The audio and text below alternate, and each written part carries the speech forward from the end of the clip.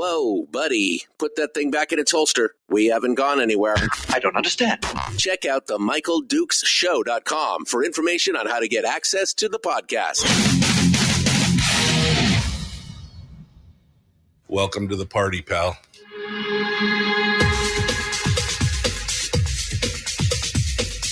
The Michael Dukes Show. The greed and the entitlement is astounding to me. What more could you want from a low-budget radio program? This is a dumpster fire. That was just BS. It is time to get a new perspective.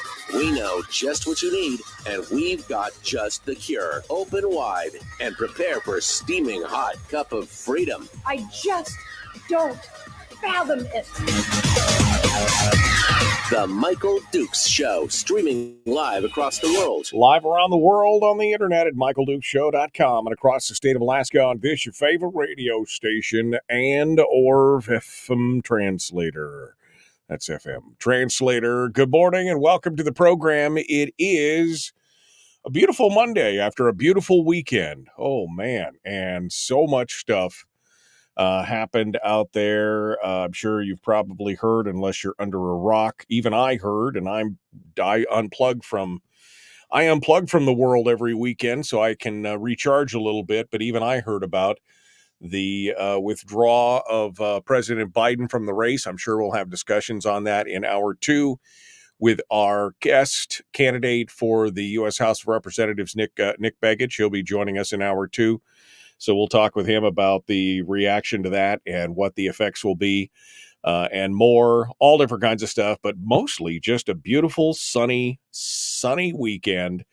And it was gorgeous. And it was a much needed respite from the hustle bustle of the work week. Welcome back. We're back into it now today again with more candidate discussions and interviews. As I said, Nick Begich in hour two this morning. This morning, though, in hour one, we're going to talk with candidate Jeremy Bynum from Ketchikan, a Republican down there, who is running for the seat vacated by Dan Ortiz. And Jeremy's election to this in this election cycle could have some ramifications in solidifying the Republican majority in the House. We'll talk with him about that. And, of course, the state of the state and everything else. Don't forget, coming up tomorrow, Brad Keithley, Chris Story. On Wednesday, it's Miguel Ramirez. And I thought Mike Schauer, but Mike Schauer, unfortunately, is going to be doing some work this Wednesday and probably the following Wednesday. So we'll have another candidate up there as well. But just giving you a little sneak peek towards the rest of the week as we go forward. So we'll continue on with that. Meanwhile, time is of the essence, so let's jump into it here. I see that Jeremy Bynum is over in the green room right now, so let's just jump over there and pull him on board, and let's get started with today's discussions. Jeremy Bynum for State House from Ketchikan. He joins us this morning to start the discussion. Good morning, sir. How are you? Good morning. I'm doing well. Thank you very much for the invitation to be here. I'm looking forward to a good conversation on this nice Monday morning. I hope so. So House District 1, all the way down in the Ketchikan area, and we're ready to go and to get some background. So, Jeremy, first and foremost, tell us a little bit about yourself, who you are, where you came from, and why you decided to. Let's start with some background first. We'll get the background and we'll move on from there. I live here in Ketchikan. First of all, let's get a few little disclosures out of the way. I just got to make sure that I keep my attorney happy at the borough. I'm only here today speaking on behalf of myself and the campaign, not my official duties as a utility manager or a borough assembly member. So just want to get that out of the way real quick. But got to keep the attorneys happy, that's for sure. Professionally, I'm a licensed electrical engineer. I'm licensed in the state of Alaska and in the state of Washington. My job, I'm currently the electric division manager for Ketchikan Public Utilities, the best municipally owned utility in the state of Alaska with the lowest electric rates. So we have something really proud to have down here as far as our energy resources in the region. And I'm also on the Ketchikan Gateway Borough Assembly. And so that's what I do in my spare time, is get involved with the community and be engaged. So how did I end up here? That's I was originally from Oregon before I came to Alaska. I grew up in a little town called Roseburg. It was a little lumber town down in the middle of Oregon. And my adventures took me from there as a kid getting out of high school, joining the United States Air Force, had an opportunity to travel the world and see some of the best of what the world has to offer and some of the worst that the world has to offer, which shaped a little bit, shaped my worldview and also kind of makes me who I am today. After my experience in the Air Force, I went to college and got my electrical engineering degree. And first job out of college was working for the U.S. Army Corps of Engineers as an electrical engineer doing hydropower.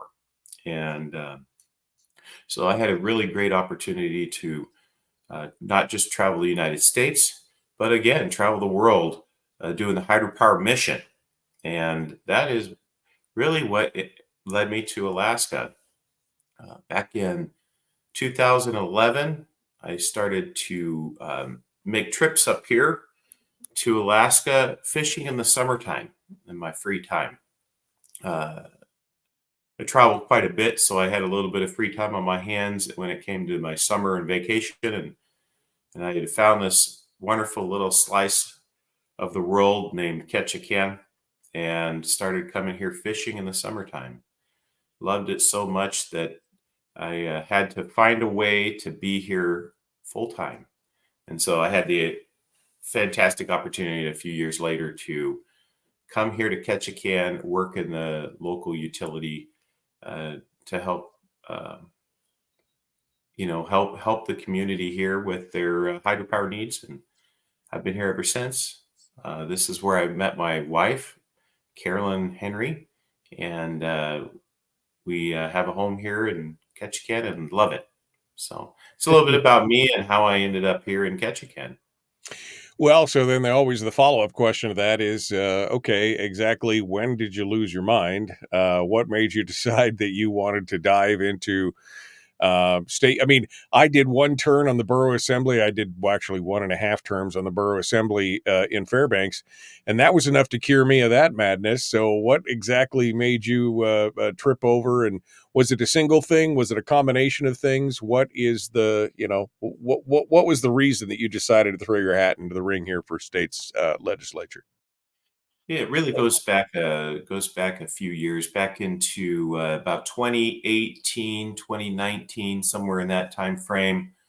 I working really hard here at the utility, and was when you move into a small town, you have more of an opportunity to see what's happening around you and how it impacts your community and your neighbors. And while I was down in living down in the lower 48, working for the Army Corps of Engineers, I was really focused on my Corps of Engineers work and the mission of that, and traveling and all of that. So you really stay pretty focused on your career and Right.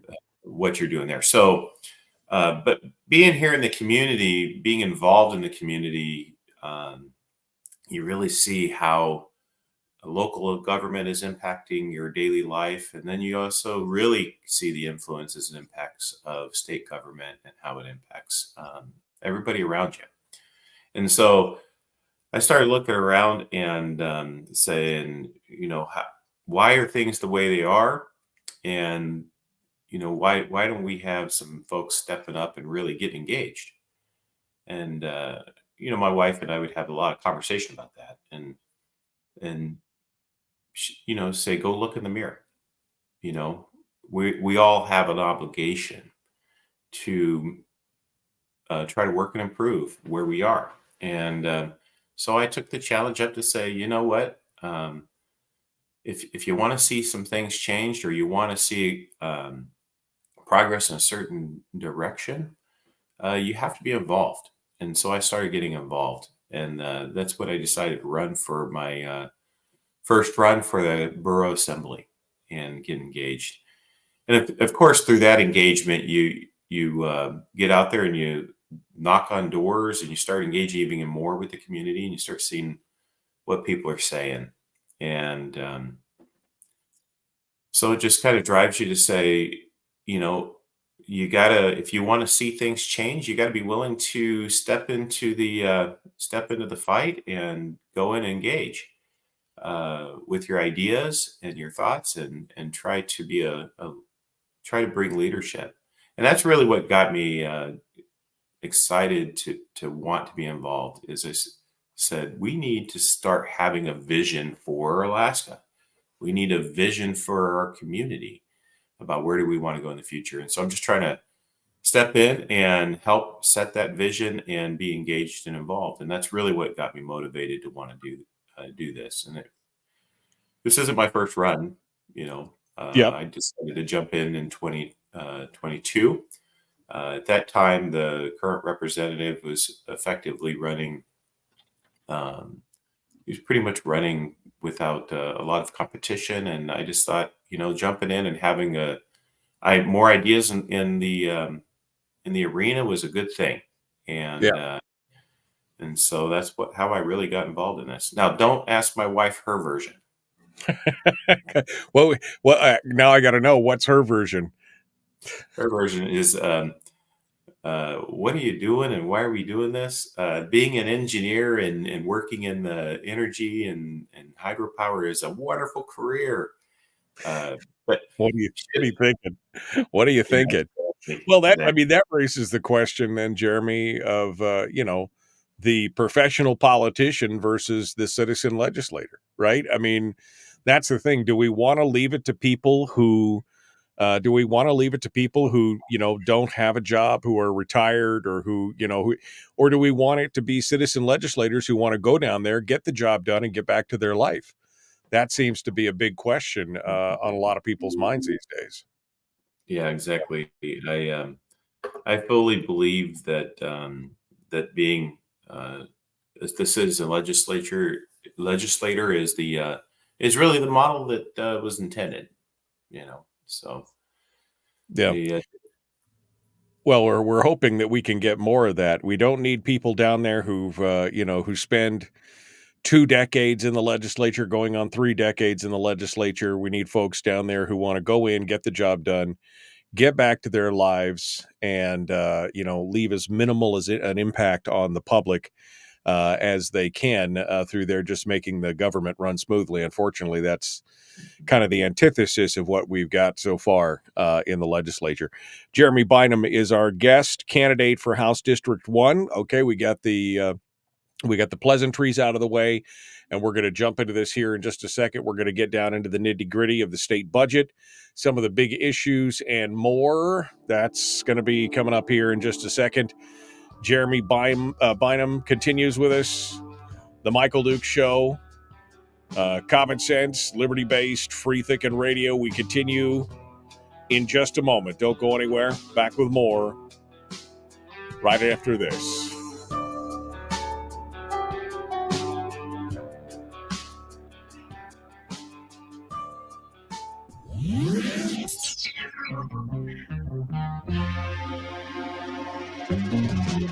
Running on 100% pure beard power. Oh, also some coffee. We dip our beard in coffee. Nice beard. The Michael Duke Show.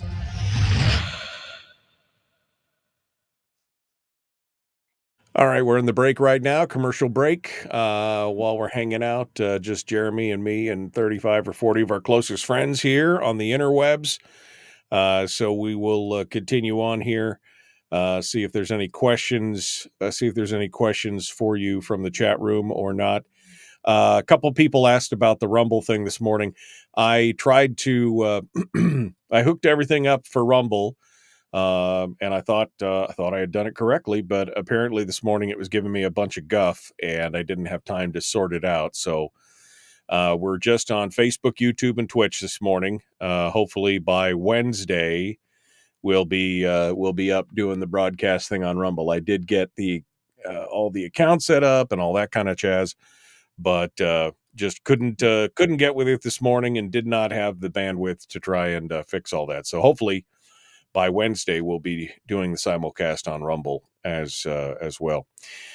Jeremy, I feel you. You know, sometimes my wife was, after my first go around in the assembly, she was like, "Are you sure you want to do this again? I mean, this just seems like it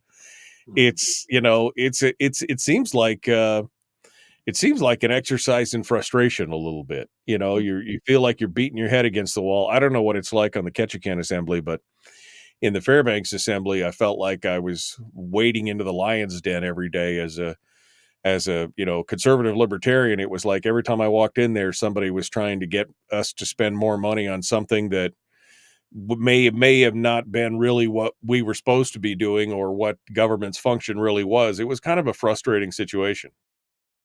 Yeah, I have to say that my experience down here has been actually really good as far as being able to work as a team. And, our assembly has some very diverse views on it. Definitely there's members on there that are completely opposite politically than I am. But we overall have some really good leadership in our ranks at the borough offices. And so that leads some stability and a guiding hand to limit what we do, and also to keep us in our bounds.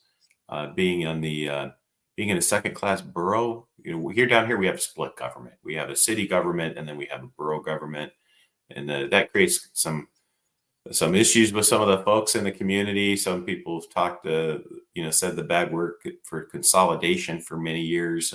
Some people don't hate the idea.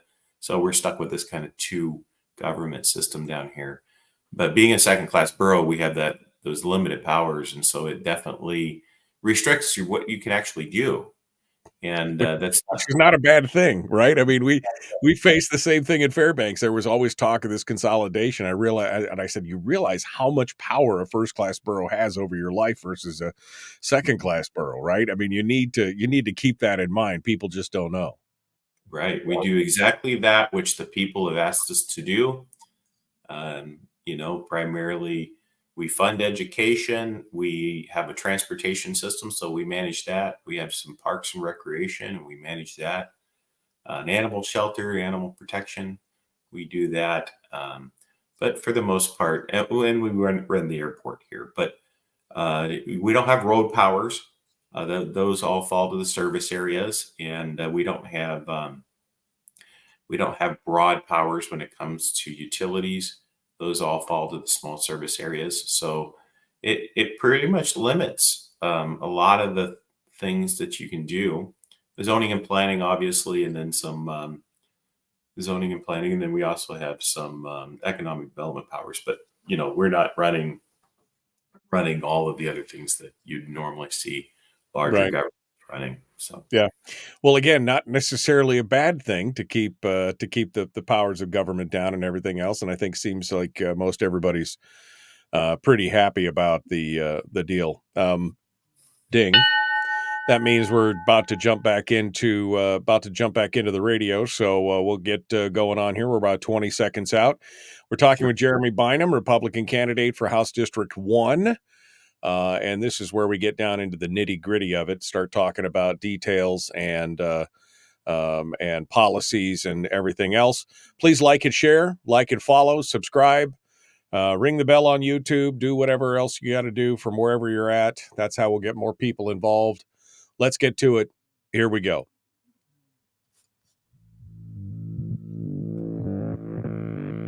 Public enema number one. Oh, wait, sorry. Public enemy number one, which makes more sense. On the other hand, he's a little bit of a pain in the Michael Duke show. Oh, I am not. I'm a perfect angel. Perfect angel. All right, we're continuing on right now. Jeremy Bynum is with us, Republican candidate for House District 1. Jeremy, of course, if you've been watching this, you did run here a couple years ago, so you probably got your finger on the pulse of the legislature a bit. But you're watching what's going on down in Juneau, and of course, there's been a lot of big issues. This last year, of course, it was education, South Central energy issues, and defined benefits seemed to kind of rule the whole conversation. Lost in that mix was the idea of a long-term fiscal plan. It seemed to kind of get washed by the wayside. And I think overall, that's, these other components are important, but a long-term fiscal plan is kind of critical for us to keep going on in the right direction. Have you been looking at this? Have you watched or read what the Fiscal Policy Working Group put out? Have you been watching the efforts of people like Ben Carpenter, et cetera, trying to push and move pieces of this? What's your thought on the fiscal plan for the state? Well, I think the first thing that we need to have happen is that we need a collective voice on trying to establish what the vision is for our fiscal plan. I think depends on who you talk to, will depend on what that means, right? And so having a collective vision, I think, is the first thing that needs to happen. And obviously, one key component to a sustainable fiscal plan is ensuring that we have restrictions on or a cap on our ability to spend money at the state level. And there's not an endless bound of revenue. And so it means that we really need to make sure that we have a priority. But I know that having that spending cap was a really important component of what was being asked for in a fiscal plan before we could move forward with figuring out how we come up with revenue. And that kind of fell apart, unfortunately. Yeah, no, it seems like every time we try, it's 2 steps forward, 1 step back. And of course, the Fiscal Policy Working Group said, we shouldn't be doing things in isolation. Here are 8 or 9 steps that all need to kind of be taken as one fell swoop. And unfortunately, it seems like there's been a lot of pushback against any kind of movement on that, whether it's a spending cap or enshrining the PFD or creating some new form of revenue or taxing the oil companies or cutting government. Those are all pieces and parts. And yet each one seems to be, have its own constituency fighting against it. And instead, we end up with what Gary Stevens says is their fiscal plan, which is 25-75, where they take, half the dividend or more and continue to spend it on government. What's your position on the dividend, enshrinement of the dividend in one form or another, and the continual use of it in this POMV scheme of basically taking it and using it as a, slush fund to be able to fund government? Yeah, it's a very difficult conversation to have when you start talking about the dividend and what that means to the average Alaskan. I think before we really dive into the specifics of the dividend, we have to understand, and you obviously have hit on a few of those things, of talking about spending and where we spending money. And what's happened is that we've created a budget and we've created a spending appetite that doesn't take into consideration or hasn't taken into consideration the importance of the dividend on the average Alaskan family. And then we've come short on revenue, and then that's what's sitting there as the opportunity to fund all the things that we've been wanting to do. So I would say that first of all, we need to figure out what's important, and we do that. We've done that in local government here. We do that in our households. We have to prioritize what it is that we want to see our government actually do, and then we have to be able to fund it. And we've really talked a little bit about there's only so much limited revenue, and so then you got to figure out how you're going to do that. So it's a tough question. We obviously have a statute in place, and the courts have ruled that we're not bound to specifically the statute because appropriations is what rules the day. And so I don't like I don't like what we're currently doing. I don't think it's transparent. I don't think it's open. There's a lot of conversations where people are saying, well, we should do a 50-50. We should do a 75-25. We should do a 20-80.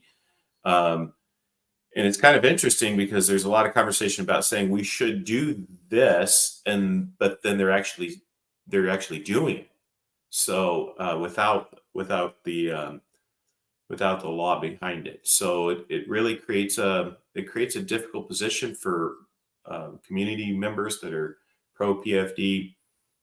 Even if you feel like that there's basic needs that we have to fund, I understand that this is an impact on Alaskan families. So it's definitely a hot topic, and I don't have an anticipation that I'm going to be able to wave the wand and fix it all for myself. It's going to really take a collective group.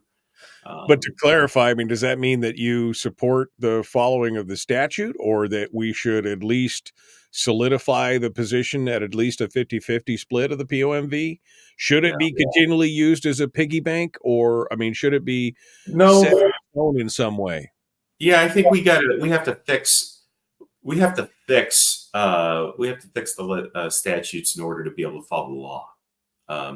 But we also have, we're kind of in this conundrum, right? Because we have a constitutional requirement to have a balanced budget, and we have a constitutional obligation to fund certain things in our government. And what our legislature has done, and previous governors have done, is they've obligated us to mandatory spending, that we have to meet those obligations. And so the obligation is bigger than the funding available. And so I do support, the framework of following the law, whatever that law is. But I also understand that we definitely have a massive shortfall of revenue based on the programs that we've built. So I know that it feels like it's kind of working around the answer, but it's really, it's one of those things that's really complicated to answer, because I could sit here today and tell you, because a lot of my constituents say, follow the law, I want my full permanent fund dividend. Right. It would be dishonest of me to promise that to them. It really would be dishonest to promise that, because I just don't think that we fiscally can obligate that. And would it be easier to say that you're philosophically in support of a full PFD, but you're looking for a pathway forward kind of thing? I am, and I am in favor of that. But even more than that, I'm also in favor of ensuring that we protect the fund itself. Right. And that means reinvesting in the fund as necessary to make sure that it's going to be there for generations to come. And that's another problem that we have when we have a big argument about the dividend payment, is whether or not we're making, we're shoring it up for the future, and then taking out what we have as a distribution to all the owners of that fund, and that's to the Alaskan people in the form of the dividend. So you mentioned spending. I mean, I've been saying on this program for years that, because every legislator or politician, 25 years ago, they were saying, "Oh, we've got a revenue problem," and I always said, "We don't have a revenue problem. We have a spending problem." Now, we've had a spending problem for so long that it has become, as you said, it has become a revenue problem. I mean, you can't possibly go in and cut $800 million out of a budget in 1 year, or even in a handful of years, without there are some consequences to that. I'm not saying that you shouldn't cut it. I'm just saying that there will be consequences, and obviously that means people will be pushing back against it.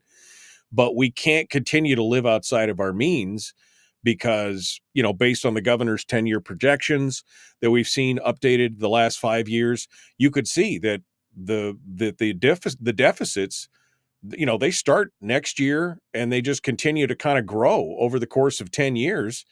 And even when you take the PFD into consideration, in 2 or 3 years, all of the money would be gone. And then that deficit spending would continue, and they'd come back to us hat in hand and say, be a nice state. It'd be a shame if you had to have a tax of some kind. Oops, you got to have it because you got to pay your fair share now. That's the direction we're heading. Yeah, we are. And, that's part of that, that vision for what it is that we actually need in our state. Every idea that comes out there obviously comes from a place of what people believe or need, and I truly believe that most people, we all want the same thing. We want healthy families. We want good friendships and a thriving communities. And so I do believe that most people are driving to want those things. And so they come up with ideas that they think are going to be good for that. But I think it's misplaced because it just grows obligated spending year after year after year.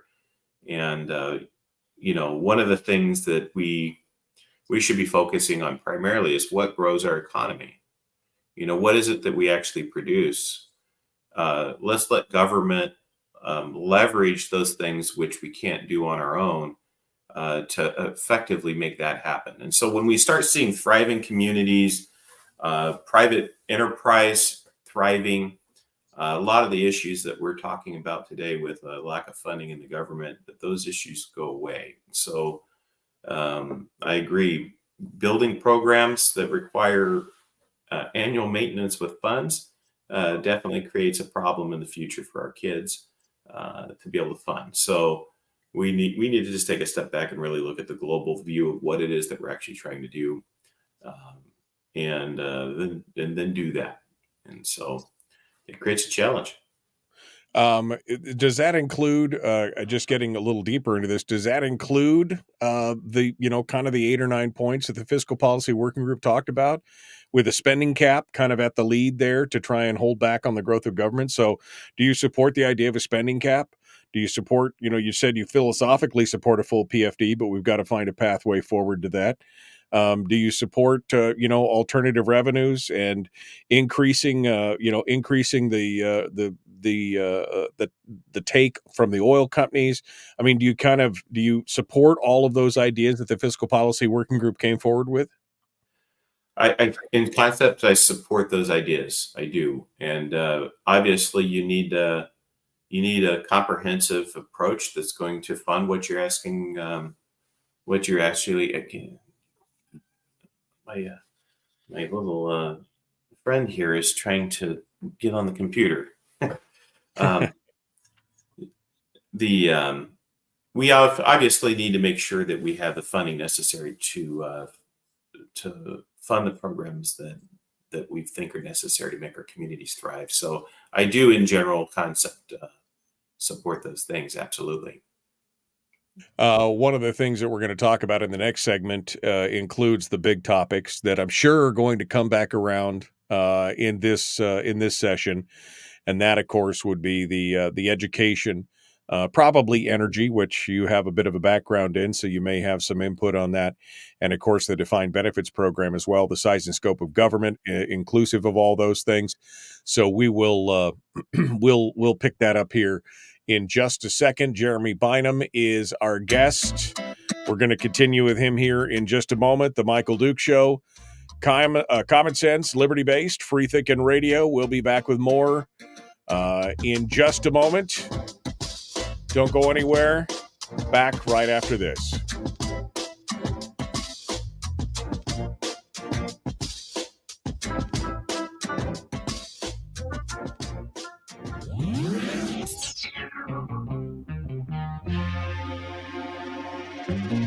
Listened to by more staffers in Juneau than any other show, because their bosses told them to.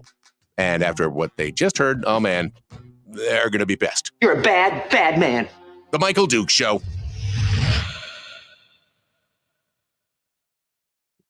Okay, we're in the commercial break again. Jeremy Bynum is our guest. And he's got his cat co-pilot there trying to keep him off the internet. I see that's part of the problem. Donna asks in the chat room, because you mentioned it about, keeping the fund relevant and solvent. Donna asked what you said. She said, does that mean grow the fund is more important than the PFD? Growing the corpus of the fund is more important than the PFD? I would say that keeping the corpus of the fund, keeping the corpus of the fund at a level that continues a sustainable PFD is important. I mean, obviously, if we It's just like any kind of, it depends on what our goals are, right? And so personal goal for the PFD isn't necessarily for myself. I wanted to see it there for generations to come. And I want it there for my kids and their kids. And that means keeping the corpus of the fund healthy. And, There was a big push, early last year. There was a lot of chatter about it, a lot of talk. It's kind of gone by the wayside now, but there were a lot of politicos talking about how they wanted to see the fund hit $100 billion, because if it had $100 billion, then they could just spin off the POMV and government would be taken care of and saved. The problem is, of course, is that by doing that, you've now completely divorced the public and the private economies so that they are no longer dependent on what happens. Like every 49 other states, they have to care about what happens in the private sector because the private sector is what's funding government. So if they do something that tanks the private sector, all of a sudden their revenues are going to crater. Whereas if we have $100 billion in the fund or, somewhere in there, then they can it doesn't matter. They just spin it off. Doesn't matter what the private sector does. As long as the public sector is taken care of, they feel like that's okay. They've done a good job. Everything else is an afterthought. I think that's dangerous. What about you? I think the most important thing for me is to see a healthy private sector economy. Government, like I said, like my philosophy of government is that we do as little as possible and do that which the private sector can't do, and then only that which the people are asking us to do. So when we start seeing our businesses thrive, we start seeing the local economies grow, the dependence on a dividend is a lot less. And so I look at that as like any other investment fund when it comes to an ownership in that we need to make sure that we're fiscally responsible with that investment. And then we as shareholders get a share of it.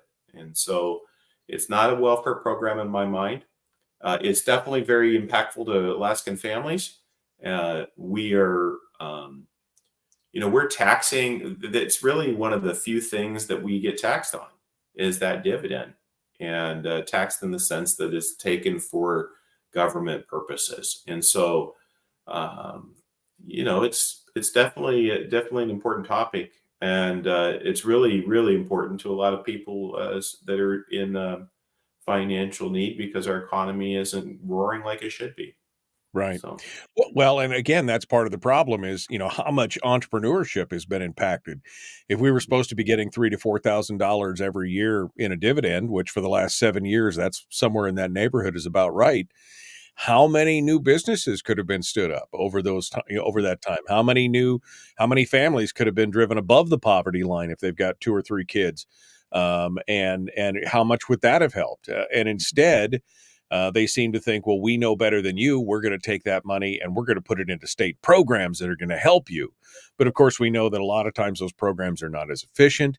The money doesn't go into the private economy. It picks winners and losers. The government picks winners and losers as to who can use the programs and everything else. It's a frustrating thing. And I think coming back to the idea of government being too large, and you think government spending is too much right now. Am I wrong? I mean, based on everything you've said, it seems like you think it's too much. Well, the big question is which government, right? So one of the things we talk about is the local level. We want local authority and local autonomy. With that comes responsibility for your local community, right? And so when I'm saying that I think there's probably too much isn't the right word here.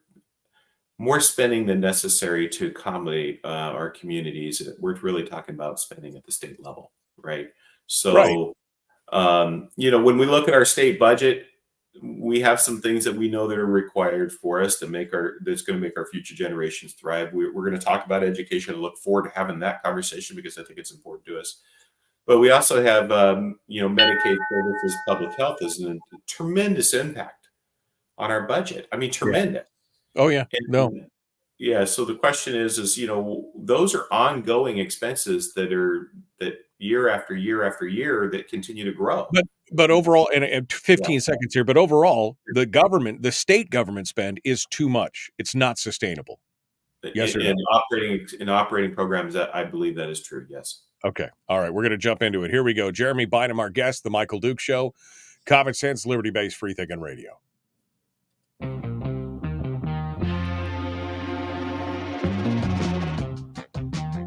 The Michael Duke Show. Seriously humorous with a pinch of intellect. Sorry. That is humorous. Here's Michael Dukes. Oh, man. We're trying. We're trying to pinch that intellect up each and every day. The Michael Duke Show. Jeremy Bynum is our guest, Republican candidate from House District 1 down in the Ketchikan area. This is the seat that was formerly filled by Dan Ortiz, the independent, quote unquote. And we're going to continue our discussions right now. This last session, of course, Jeremy, education was the topic of the day from the day one. It was out of the gate, and all we heard from the mainstream media around the state was, "Oh, we've just flat funded education. We're leaving our kids behind. We're doing all this, and it's just like, okay, wait a second. We've been funding education. The BSA has a fairly flat funding level, but every year we've included additional 10, 20, 50, 70, $170 million in funding beyond the BSA. So to say that we're flat funding education is an outright lie, but this is the story as it's been spun to try and garner public opinion. And so then we saw this push in the legislature to increase the BSA to almost triple it. Right? I mean, up to 1413. That's what we really need. Now, of course, a lot of this crisis is a self-made crisis because what happened is many places, including big places like Anchorage, took one-time funds from COVID monies from the federal government and they utilized it to offset ongoing spending. And that, again, is problematic because, as you talked about earlier, creating programs is standing up programs that have obligations that you're now obligated to fund into the future is part of the problem.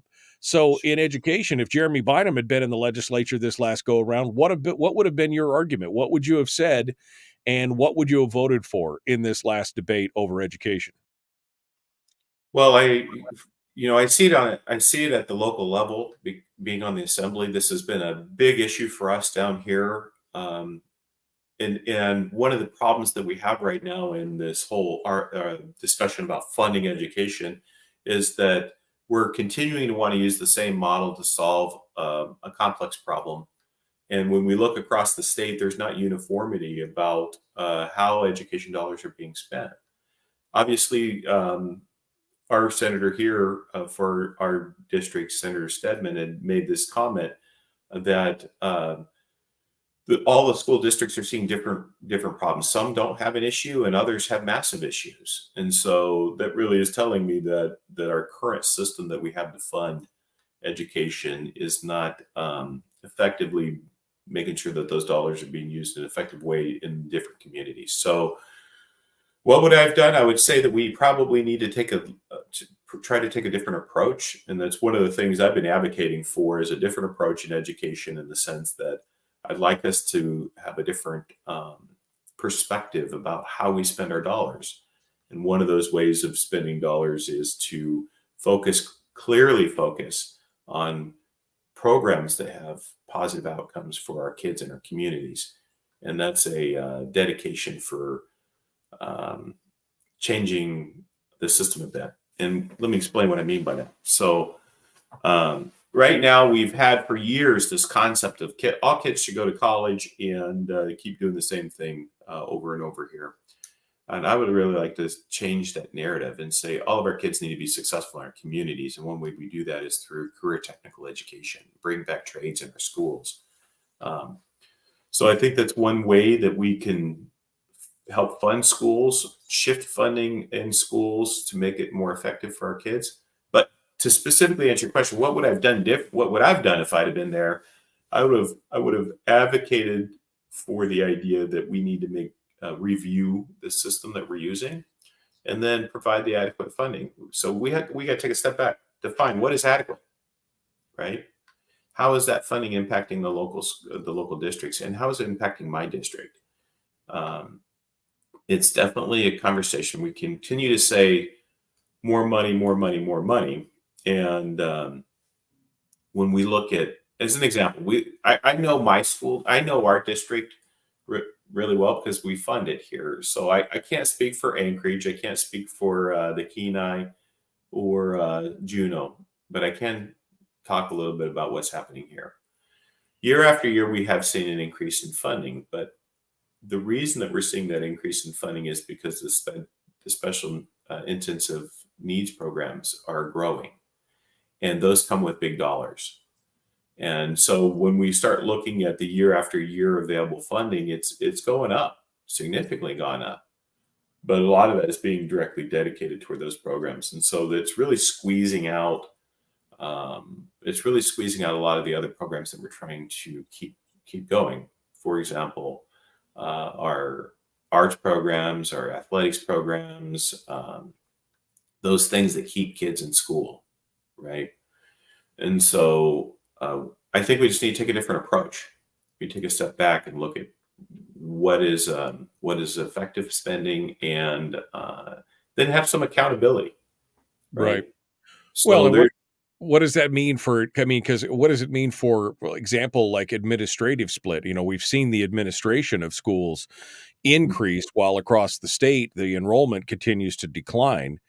And so a lot of this money is being sucked up into things like overhead and everything else. And as you said, we're continually spending more money on education, yet we continue to receive a substandard product at the end. These kids who can't, you know, they hit the 48th and 49th percentile in reading and math and skills like that. We've got graduates that have to take remedial math just to get into 100 level college classes. I mean, we're receiving a substandard product, and yet they continue to say, well, we just need more money. Is there something fundamentally broken in the way we're doing things right now? And should you said we need to step back and take a look. Should we be addressing the system as a whole? Well, I think that this is one of those areas where I say local control matters, and what we're doing here at the local level when it comes to education matters. There needs to be some accountability when the state's giving money to our school districts that we see positive outcomes. I also think that it's complicated in the sense that when we say there's not a positive outcome, the first reaction is to cut it. And I obviously don't think that that's going to be an effective way to move forward. I mean, cutting funding out of something because you don't think it's performing well doesn't make that thing perform better, right? So we got to get down to the root cause of why that's happening. Well, but here's my question for you. How do you make it when the legislature has one power, and that is the power of the purse? They can't get down into the nitty gritty with the school districts and say, your system is fundamentally broken or flawed. You need to fix it. I mean, you can enact legislation like the Read by 9 program and things like that to try and do it. That's just extra funding at that point. When you stand it up, you can set some strictures in the program. But other than that, you have no power. The power is only in the purse. So how do you fundamentally fix an educational system if you can't put pressure on the revenue side of it and say, straighten up and fly right, or else? I mean, Right. how do we do that?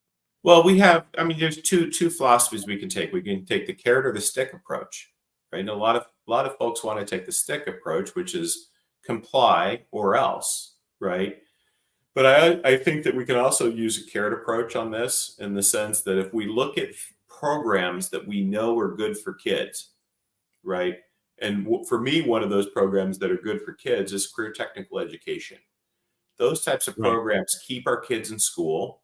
They keep them motivated in school, and then we'll see positive outcomes of that, meaning higher graduation rates, especially for those kids in the lower economic range, right?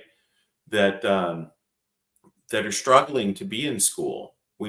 So when we say that, or when I'm saying that, like, an investment in CTE is an important aspect of student success, then reward that. And make schools want to focus on those areas where we're going to see success.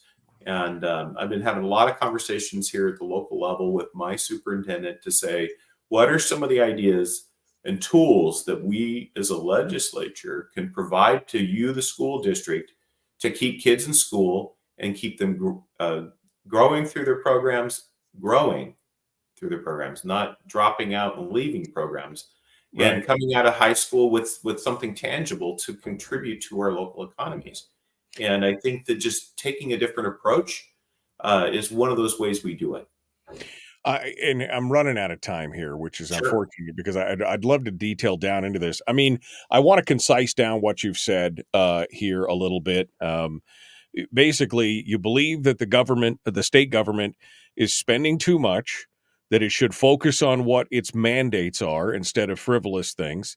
We should have an analysis of that kind of stuff, that education spend should have some accountability attached to it in some way, shape, or form.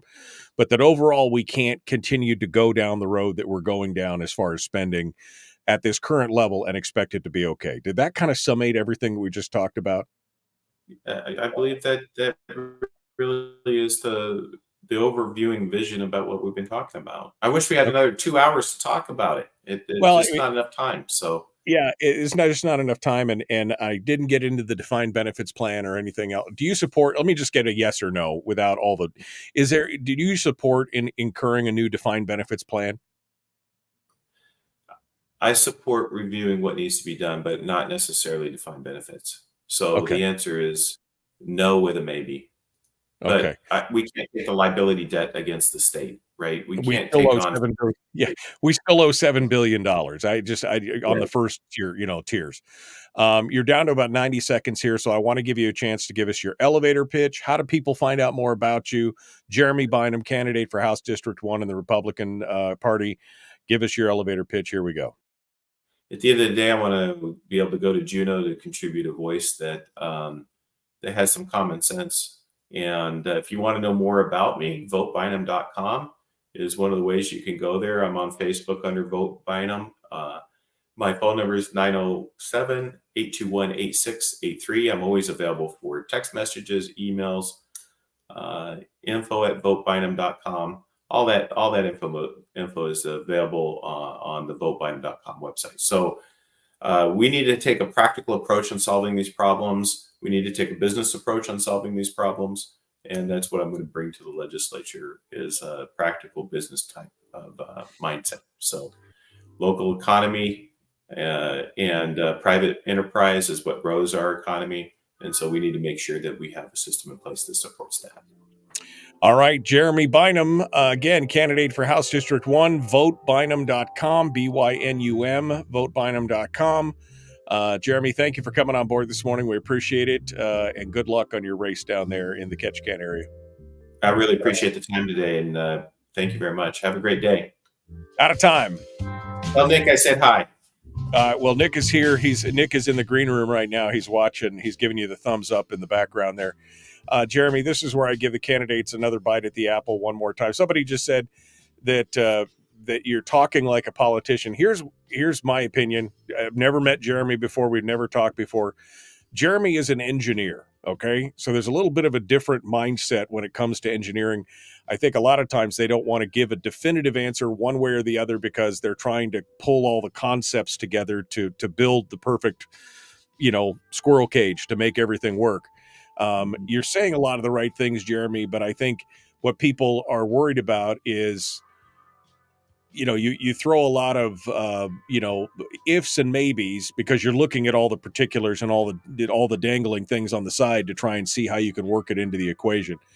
And that may be part of why people feel like you're not answering the question. I hear you answering the question, but it's just not as clear. And I think it's because of the way you think. It doesn't necessarily have to be with, the passion that some of us portray it as. But is there anything here that we didn't hit on, anything that we didn't jump into, or things that you want to expound on here? We got about 2 minutes. I'll give you an extra 2 minutes here to try and line all this out. I can appreciate that concept. A lot of times folks want me to say yes or no, and I would love to be able to tell them yes or no, but I also want to be straight with them. I want to be honest. And so if you say, do I support the dividend? The answer is yes. Right. But I also understand that me saying yes, then you're going to get to Juneau and you're going to have to try to work to move the ship in the right direction.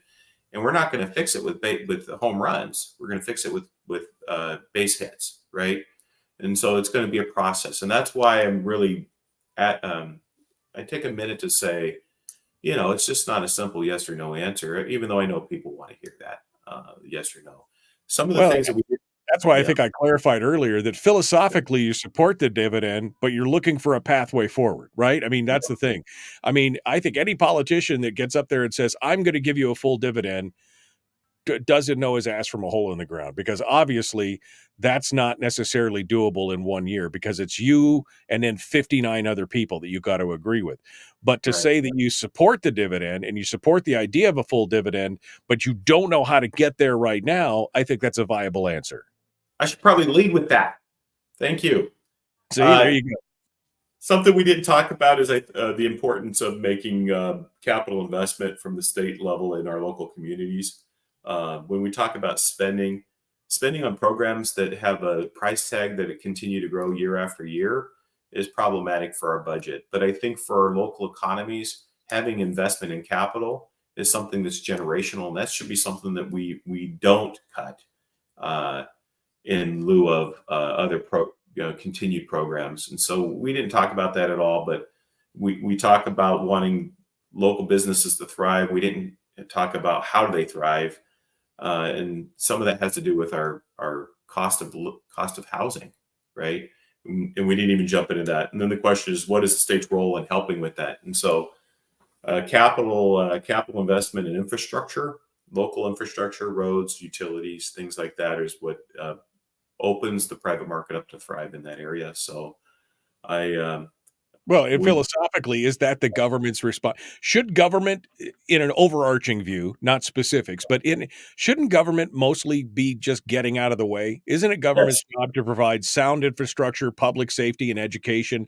Those are pretty much the three main things. And then everything else, they should kind of just be getting out of the way and let the private sector do its thing, right?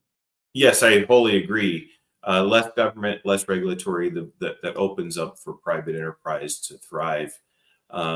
So when I was talking about, sometimes the government's created these problems. Like down here, we have what we call zombie subdivisions created by the state, where they've sold all this land to people with a promise of a big subdivision, but then they never made that initial capital investment into making it accessible, right? And so now the government has said, here, we're going to create this subdivision. They sell all these lots, and then all of a sudden they say, well, the private industry will now fix the problem. Well, it's a little too late, right? To say let private industry fix the problem when you have all these individual property owners that have been sold this promise of the Alaska dream, right? So you're right. Less government, the better. But I appreciate the time today to talk. I hope that maybe we can do it again sometime soon. Yeah, no, that would be good. I think, to get down a little bit into the nitty gritty and to talk a little bit more about it, because I think, again, we need to get government, get more government out of the way. That's the thing. We've become so dependent on government in this state at every level, be it state or borough or city. We've forgotten how to do for ourselves in a lot of ways. And I think that's a bigger part of the problem. I agree. All right. Well, Jeremy, thank you so much for coming on board. Appreciate it. Thank you for being with us today. I appreciate it. And I'll jump on and watch the rest of the show, because I'm looking forward to seeing what Nick has to say. And tell him good luck and have a great show. All right. Thank you so much. Appreciate it. Jeremy Bynum, our guest. And that means Nick Begich joins us this morning. Hello, my friend. How are you? Good morning. I'm doing well. How are you doing this morning? Another beautiful day in paradise, my friend. Just a beautiful. It's a great weekend, and we're ready to go. You have probably had an interesting weekend. Let's just say it's been an interesting week. I don't even listen, Nick. I don't read my phone. I don't watch the news. I don't do anything. And even I hear about all the crazy stuff that happened, whether it's the assassination attempt on Trump or the Biden dropping out. I still hear about it. So apparently we don't even need 24-hour news cycles, because I got it right here. It's pretty crazy. But we're about 30 seconds out, Nick. So we've got your audio. You're all good. We're going to jump back into this. Hold the line. Whoops, that's not you. I mean, that's not me. That's you. We're going to be right back here in just a second. Don't go anywhere, folks. Please like and share, like and follow, subscribe, ring the bell, do all the YouTube things. Here we go. The Michael Duke Show, common sense, liberty-based, free thinking radio.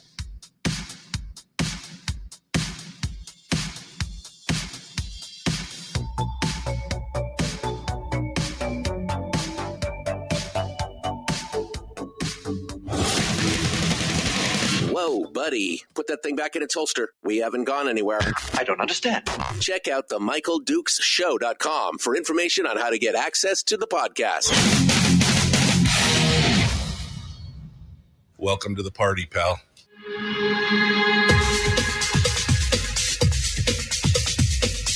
The Michael Dukes Show. The greed and the entitlement is astounding to me. What more could you want from a low-budget radio program? This is a dumpster fire. That was just BS. It is time to get a new perspective. We know just what you need, and we've got just the cure. Open wide and prepare for a steaming hot cup of freedom. I just don't fathom it. The Michael Dukes Show, streaming live across the world. Live around the world on the internet at MichaelDukesShow.com and across the state of Alaska on this, your favorite radio station and or FM translator. Hello, good morning, welcome to the program. It is the Monday edition of the Michael Dukes Show. We're continuing our discussions with candidates from around the state. We just finished up with Jeremy Bynum, who is running for election down there in House District 1. And now we're going to switch gears a little bit to go to the big show. The big show, the U.S. House of Representatives. Normally, we don't focus much on national stuff because I feel in a lot of ways personally that we can't affect a lot of that, but we can have an effect on who goes to represent us in Washington, D.C.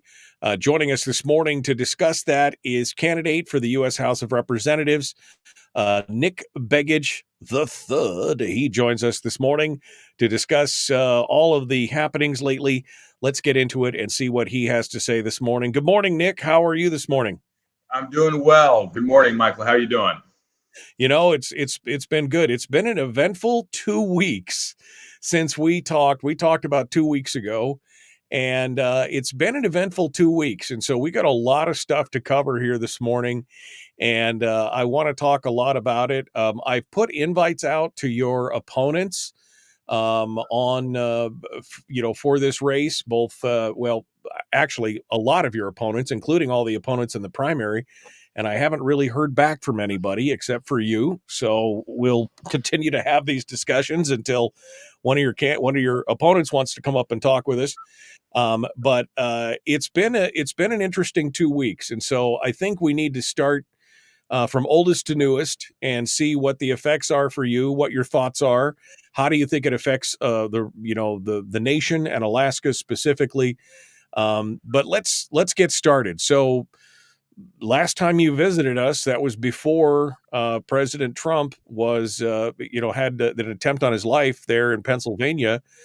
And we've seen a bit of a change. I have to admit, I did not watch the whole 90-minute rambling diatribe at the RNC, but I did watch the first 15 or 20 minutes of it, and I thought, wow, doesn't seem to be the same guy. There seems to be a slight change in how things are going. What is your thoughts on the assassination attempt, the ramifications of that specifically, and then the effect on Trump itself, his campaign, and the direction that the country was taking?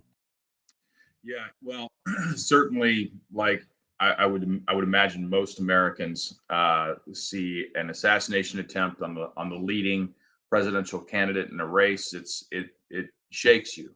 This is not something we've seen in the nation for many years, and to see something like this it's startling. People are surprised at the Secret Service security breakdown that clearly occurred, and there's a lot of unanswered questions right now. There are a number of valid questions about how this is possible. Was this allowed to happen? We just don't know. And the Secret Service has been less than forthcoming on providing the public with information, and even lawmakers with information about what was really going on, what failures they had. What you see also is a continuation of the lack of accountability by the Biden administration. Every time they have a failure, they just try to patch it up. No one gets fired. Nobody seems to step down. I've heard word that the Secret Service director may step down on her own volition, but the American people deserve answers, and they deserve accountability from this administration, and they've gotten very little of that so far. So, I think that when you ask the question, how does it impact the race? I think surely among the undecided, which is very small, it's persuasive in the sense that Donald Trump demonstrated that he was a fighter. He was not afraid. That's something that we need in a leader, and particularly in this day and age where we've got global war breaking out in multiple regions. We've got economic issues. We need a fighter, and we saw that Donald Trump was a fighter on that day. For anybody who didn't know that already, that was abundantly clear. And I think it probably was, his reaction and the public's reaction to those events may have been a significant contributing factor to what we just saw with Joe Biden yesterday getting out of the race. Yeah, no, it was interesting. There were some headlines earlier this morning on Drudge that came up that said, now the Secret Service is actually coming out and saying they were understaffed. They were complaining about it, that they had made some issues of it. I saw the interview yesterday. Actually, I watched a part of the interview, or no, not yesterday, but Thursday, with the Secret Service director, who said, I'm not resigning. I'm not going to step down.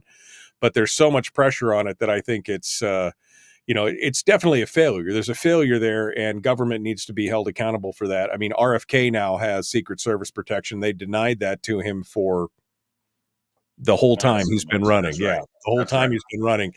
So they finally got him some protection as well, which I think is valid as a candidate in the race. Yeah. But, we've got this overall problem where people came together, and I think it did some good to kind of quiet some of the discord, although you still had people out there saying, well, damn, it's a damn shame he missed. He should have gotten him some gun lessons. You should have done this. You should have done that. I mean, are we more divided now than ever before? Does this help him? Does this change his, like I said, he seemed like a changed man on the stage. At least the first 20 minutes or so of his speech was seemed to be a little bit toned down. The mean tweet Trump was not necessarily there. And so do you think that has an effect on him? Because I think if people had watched that first 20 or 30 minutes of his speech 5 years ago, they would have seen kind of a different guy, and he may have been more attractive to more independent, non-Republican voters. I do think it changed him. I think many people saw that. I certainly saw that. I was in Milwaukee and watched the speech live from the floor, and you could certainly see a change. In fact, even a couple of nights prior, when he first made his initial public appearance and walked to the floor, to the box to watch the speeches, you could see it on his face. I mean, the emotion was clear. And I think what you heard from Donald Trump in his remarks is that he recognizes that he shouldn't be with us today. He was, what we saw was, in my opinion, a modern miracle. You look at the ballistics information that's come out after people have had time to analyze the trajectory of the bullet, and any other direction that he turns his head, any other way that he moves, he's struck and has critical damage, if not fatal damage.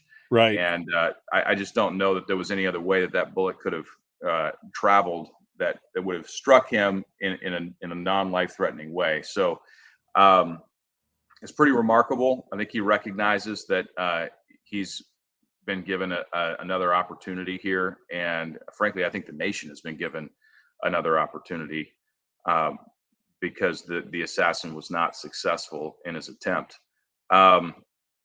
But I do think it changes the character of the race. I mean, again, look at what happened to the Democrats in the week that followed. 1 week later, we have Kamala stepping in to the nominee role, and Joe Biden getting out of the race. And I'd like to say that maybe Hulk Hogan had something to do with it. We saw him come out on the stage, rip his shirt off, and said, "What are you going to do when these Trumpomaniacs coming for you, brother?" So I don't know if it was Hulk Hogan or Donald Trump, but Joe Biden decided he'd had enough and stepped down. Well, and there's a lot. I mean, I don't know if it was voluntary. I'll be honest with you. I don't know if it's voluntary, if it was a Democratic coup from the inside. I think he probably would have stayed in the race, but there was just so much pressure out there to make a difference. And of course, the Democrats have been kind of losing their mind overall. But now you've got Kamala, who, although she polls better than Biden does, is still a problematic candidate. I mean, she couldn't get a single electoral vote during the not electoral, but convention vote during her run for presidency. And people like Tulsi Gabbard and others have taken her apart piece by piece as a candidate that is just not necessarily viable. I don't know how much, how good is this going to be? And even if it did turn out to be true, what would a President Kamala Harris look like for Alaska? Well, let's be clear. A President Kamala Harris for Alaska would be extraordinarily bad news because she has all the same policies as Joe Biden, but she can put two sentences together. So her ability to go after our state would be unprecedented. Her willingness would be unprecedented. She doesn't have any different views about Alaska than Joe Biden does. She wants to see our state shut down and the resources of our state locked up. Look, we've talked about this in previous shows, but it definitely bears repeating. Alaska is one of the most responsible jurisdictions, if not the most responsible jurisdiction for resource development worldwide. And if you really cared about the earth, like you hear from the left, they really care about the earth. If they did, they would demand that the work of resource development be done in the jurisdiction where it's done best. And instead, they're shutting down that jurisdiction, Alaska, in exchange for jurisdictions where it's done with some of the worst environmental practices that exist. And so when you see that, you have to ask yourself, well, what is this really about? Is it about the environment? Couldn't be. It's not. It's not about the environment. It's about taking resource jobs out of the state of Alaska in order to turn our state blue, because those jobs tend to be conservative voters. And so, that's the truth. That's the reality. We know that's true of Democrats, that they'll do anything in order to obtain and then maintain power. And that's what we have seen in the last week, 2 weeks, is Democrats rearranging deck chairs, frankly, on the Titanic, because I think that they're going to lose in November. And I think they deserve to lose. Even if you set aside their policies, what they've done for the last couple of years at least is lie to the American people. I mean, even when you go back to the previous election, they hid Joe Biden in the basement, wouldn't let him out to talk to people. They knew this was an issue then. It's only gotten worse until now. And they wheeled out their people, just like Mary Peltola out there saying that Joe Biden was one of the smartest, sharpest people she'd ever met in DC. That wasn't an old quote. That was this year. Right. And this has been coordinated for some time. Democrats lying to the public because they run in lockstep with each other. They follow orders. They get that sheet of paper that says this is the script and you're going to follow the script. And that's what they did, and they lied. I love watching the outrage of the mainstream media, realizing that either one, they've been lied to and bought the bait, or two, they got caught out being in the bag for the president and kind of not digging into these issues of mental acuity and other things, where they're just like, they're outraged that they would be lied to, kind of thing. And I'm thinking, come on, you're not that dumb, are you really? It's kind of crazy to watch, but that's where we're at in politics today. Nick Begich is our guest. We're going to continue with him here in just a moment. Don't go anywhere. The Michael Duke Show. Common sense, liberty-based, free-thinking radio. We return with more and Nick Begich right after these messages. Don't go anywhere.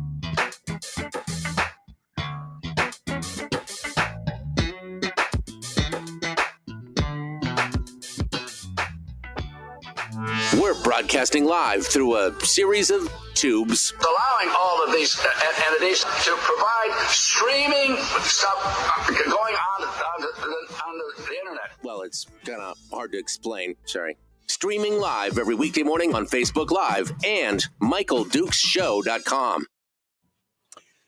Sorry, it's kind of hard to explain. Sorry. A little challenging. The series of tubes.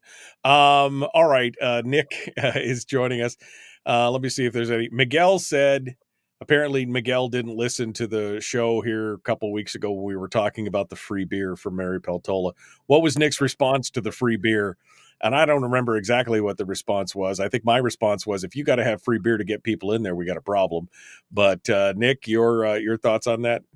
Well, that was my response. We put a statement out on Facebook and Twitter and said, look, what do you do when you have a failing campaign? Free beer. And that's what Mary Peltola's team and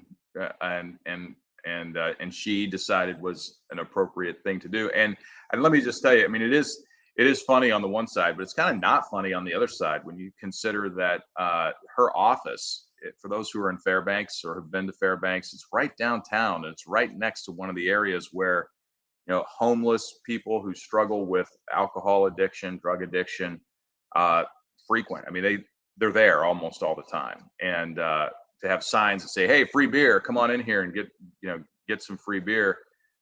It's a little insensitive to that. Frankly, it's illegal. There are rules around that. You're not permitted to advertise for free beer. It turns out, no, you can't advertise for free alcoholic beverages in the state of Alaska. And interestingly enough, the village that Mary Peltola comes from is actually a dry village.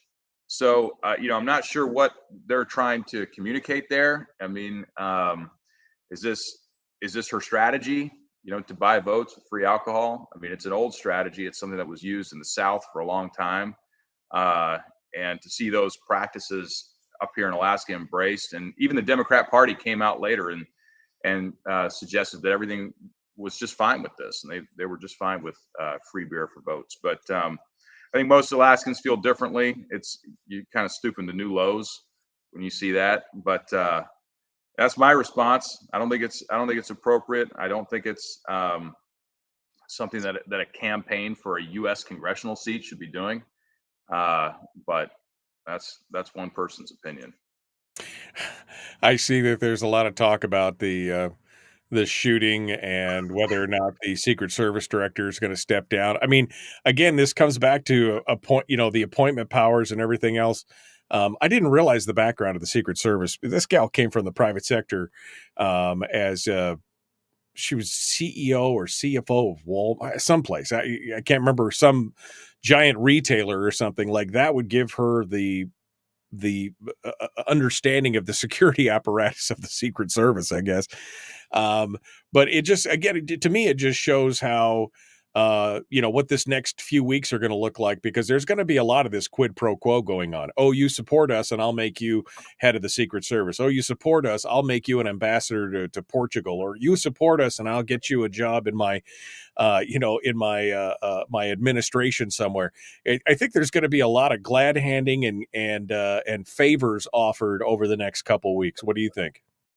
I think you're probably right. I mean, and that's not uncommon in the political space to see that sort of behavior, but I think it will accelerate behind the scenes.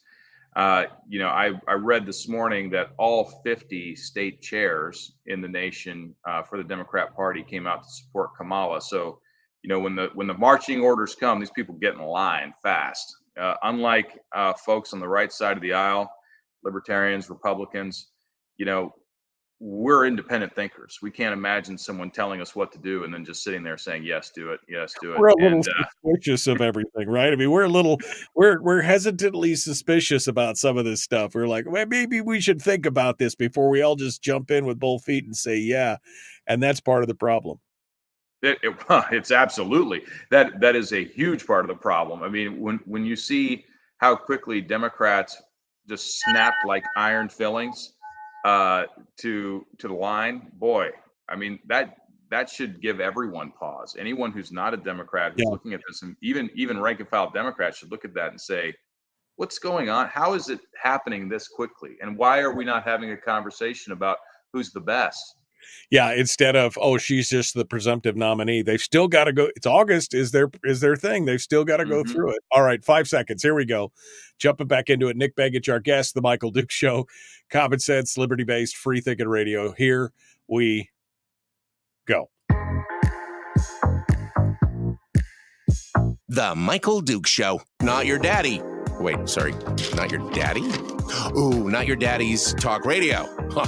Whew. I was scared for a second. Thought we were going down. Here's Michael Dukes and the show. All right, Nick Begich, our guest candidate for the U.S. House of Representatives on the Republican ticket. We've kind of touched on all the bases of all the big news that's happened here in the last couple weeks. I think, Nick, you're still predicting at this point a win for President Trump, based on even if Kamala Harris is nominated, which is still not a given. I mean, it more than likely will happen, but there's still, who knows? Whitmer, Gavin Newsom. I mean, there's some other players out there, and there was even still some talk about whether or not Hillary Clinton may re-enter the race at this point.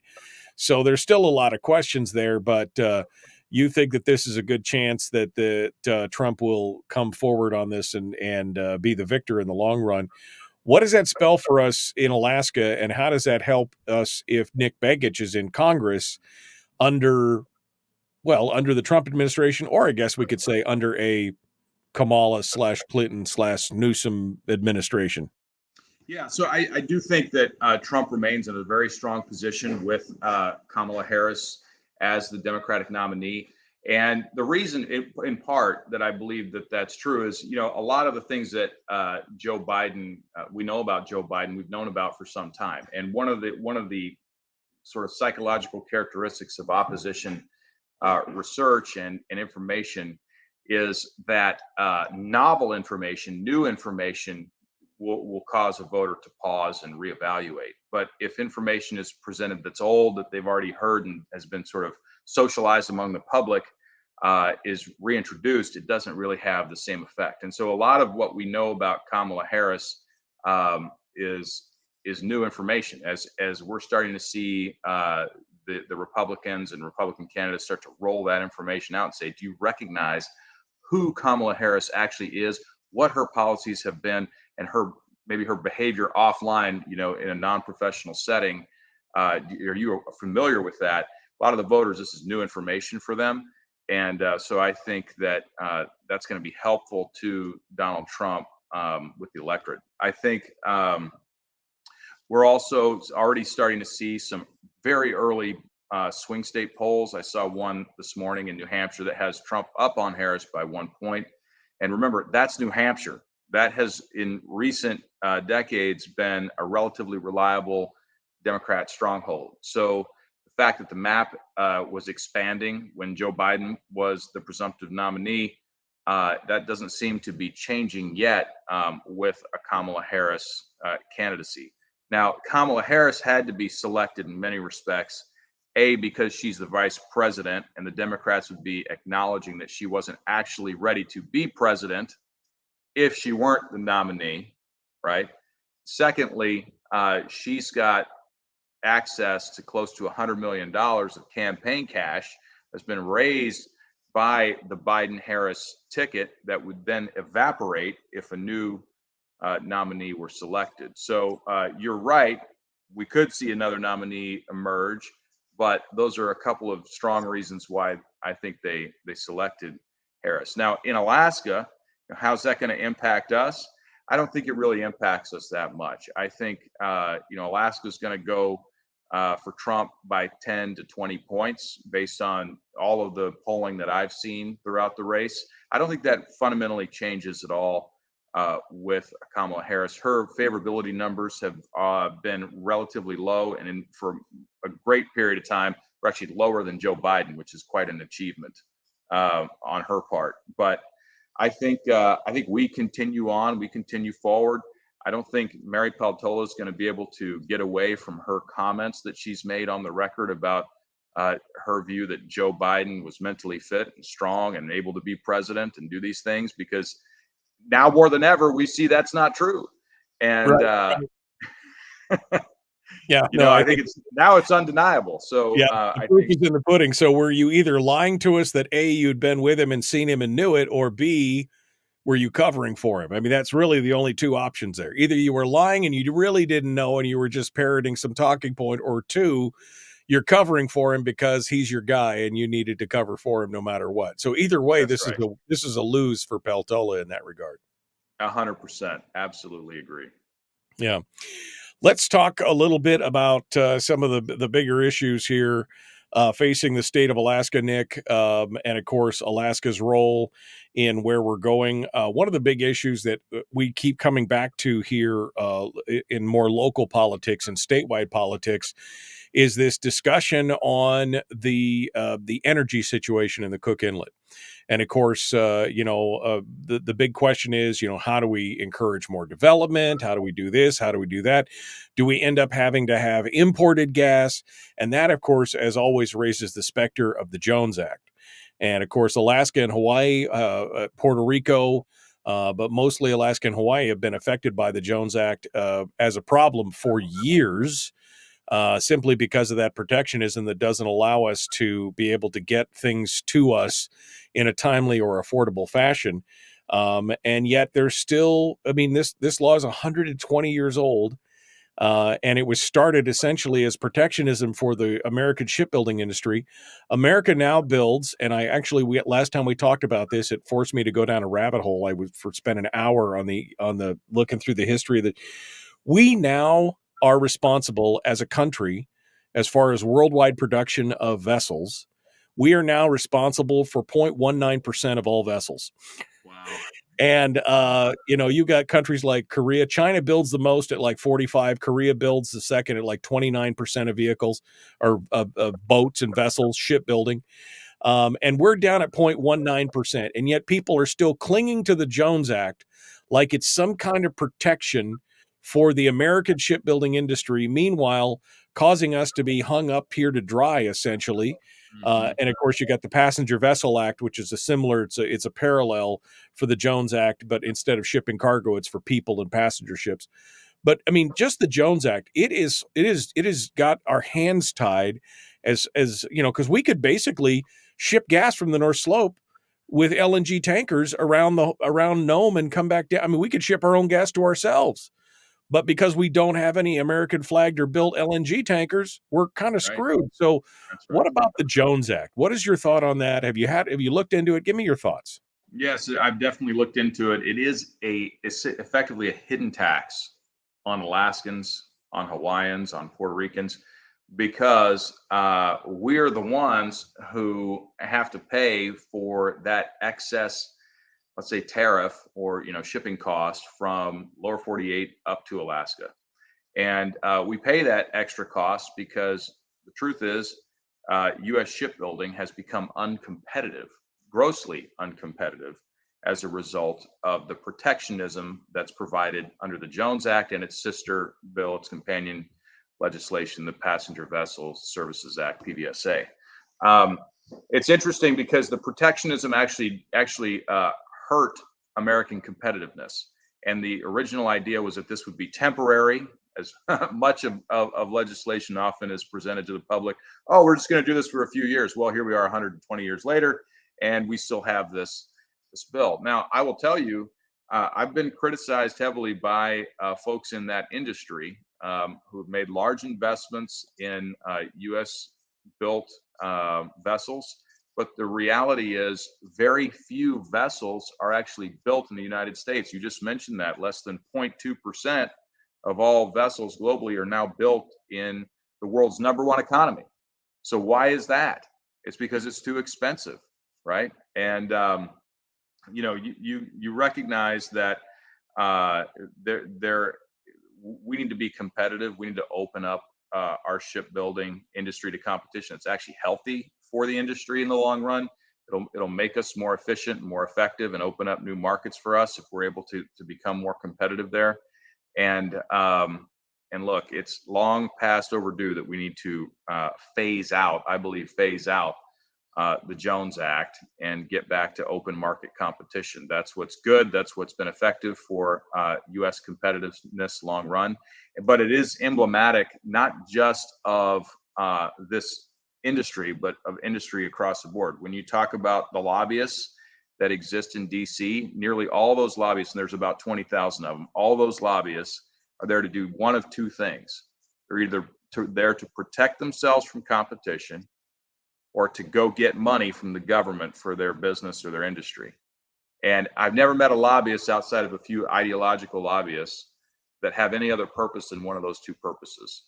And, when you allow DC to be overrun by influence of that nature, you're going to get these kinds of outcomes. And you get a bill that should have been phased out more than 100 years ago, persisting through time. Yeah, well, and the problem is that we know that the Jones Act is problematic because we've seen how many waivers and how many times it's been suspended temporarily for situations. I mean, again, the Puerto Rican hurricane, where they suspended it there during COVID. They suspended portions of the Jones Act and the PVSA so that people could have non-American flag ships going from American to American ports and everything. So they realize that there's a problem, but they're not willing to fix it permanently. It's always, oh, we'll give you a waiver for a short period. I mean, come on.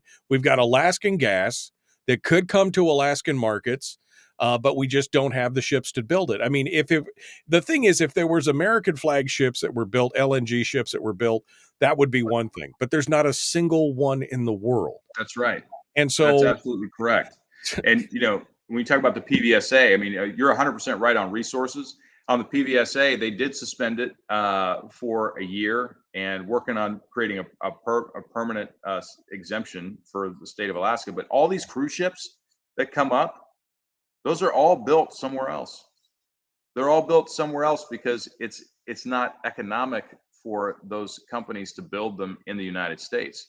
And so as a result, those cruise ships will either originate in or stop in Canada before they get to Alaska, right? They have to have one international stop, and it's sort of the loophole process, and it creates all these strange shipping routes. When you step away from the PVSA and go back to the Jones Act, and the shipping is coming in and out, it's part of the problem that this presents to Alaska resources is that because of this, we have to ship to China. The resources that we take out of the ground in Alaska have to go to China because we can't take that vessel and send it down to Seattle. It can't go down there. It has to go through an international port first.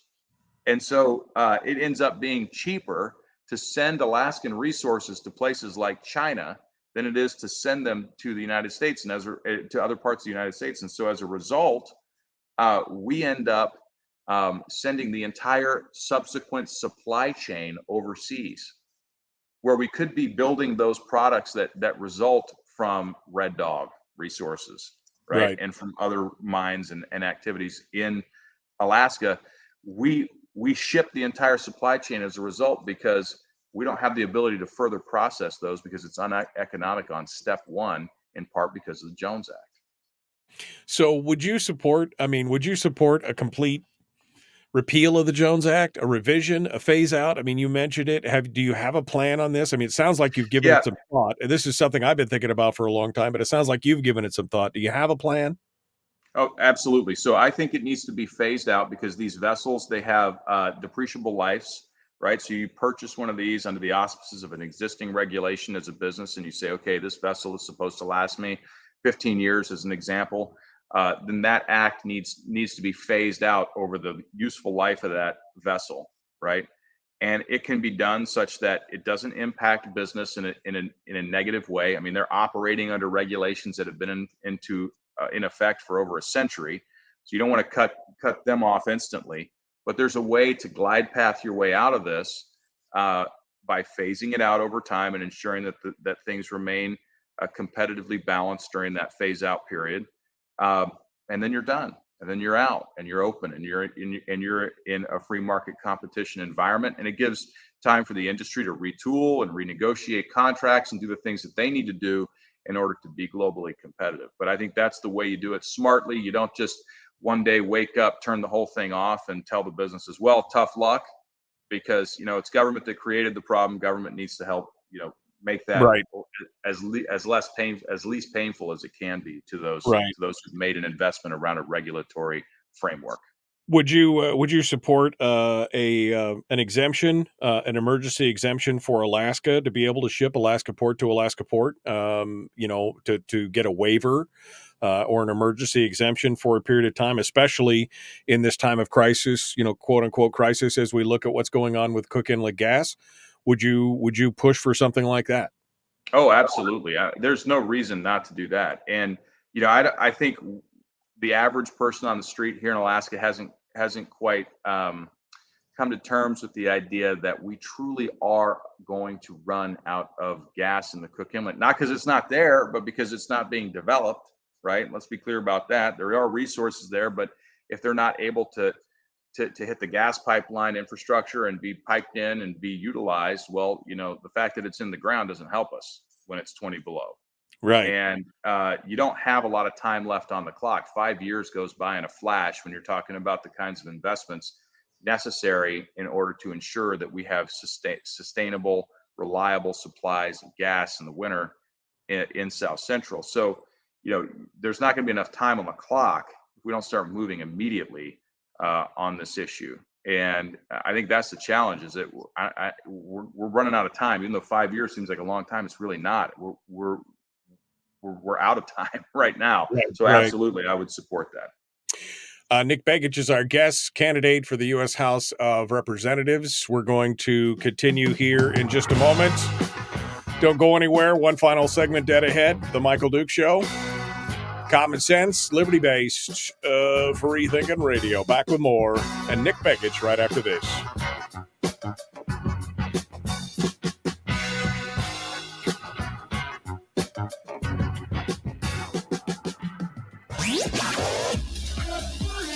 Our light, our guide, and our trusted friend. Michael Duke Show.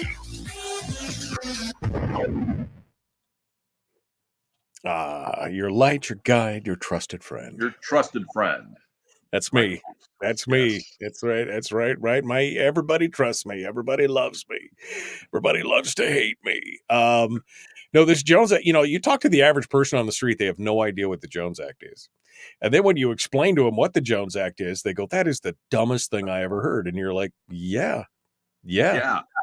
I mean, it is. Yeah. I mean, again, protectionism for the American, the thing is, the worst part is that as I was looking into that, because it was an article from the Naval Defense Institute that was talking about shipbuilding in America. And that's where those numbers came from. And the guy was advocating, he was a lieutenant colonel, a retired Marine colonel. And he was saying, we need to get our shipbuilding industry spun up better, because we're only doing this, we're only doing that. The Jones Act is actually hurting us. And he was talking about that. But, the thing is that 0.19% of worldwide shipbuilding capacity, almost 99% of it is military ships. There is no commercial vessel. I mean, the amount of commercial vessels of any size being built in America is so small. It's mind-boggling. It's so small that actually the industry will remark when a ship is completed. It's notable that a ship it's a is actually celebratory done. time. Oh man, we built the first American ship in 50 years. I mean, it's just That's right.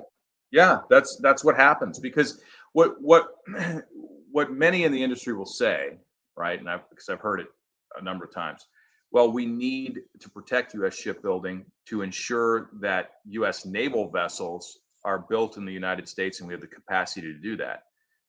The challenge with that is that there are so few vessels built for commercial purposes in the United States now, because we're that uncompetitive, that argument no longer holds water. You could literally say, look, we'll ensure that U.S. naval vessels, Coast Guard vessels, et cetera, are built in the United States. That can be done separate from the Jones Act. Right? You can protect that component of things for national security purposes. Of course, that makes sense. You want those vessels to be built in the United States, but it's not as though the industry can't survive without the protectionism in the private sector development of vessels. That's not true anymore. And so, the arguments, the old arguments just don't hold water. The economics don't, and the mathematics don't bear it out. And we would actually be far better off in the long run in that industry. It would be better for workers. It'd be better for everybody if the Jones Act were phased out. Because actually, in reality, I believe we'd actually end up building more vessels over time because we'd once again be exposed to the pressures of competitiveness, and that's healthy. What was surprising to me was that there was a list of shipyards in this article. And how many of these shipyards are owned by foreign entities, including BAE. 2 of them are owned by the same Italian shipbuilder. These are on U.S. soil, so they're officially U.S. shipbuilders, right? But there was several that were owned, all these by these foreign companies. And so I'm just like, are we? I mean, it just seems like it's counterintuitive. It really is. It's kind of crazy when it's all said and done. But we just don't realize how much of an effect that has, the knock-on effect of something like that, and what the costs are to us. Having to do that. It's amazing how much that's going to cost us in the long run. That's right. Yeah. It's a huge amount. I mean, and it's not uncommon, right? There are a lot of different areas of the government that have these sorts of rules in place. This particular one hits Alaskans specifically. But generally speaking, this is one of thousands of similar types of legislation that have just been created to ensure that one particular industry or special interest group is not exposed to competition. Right, exactly.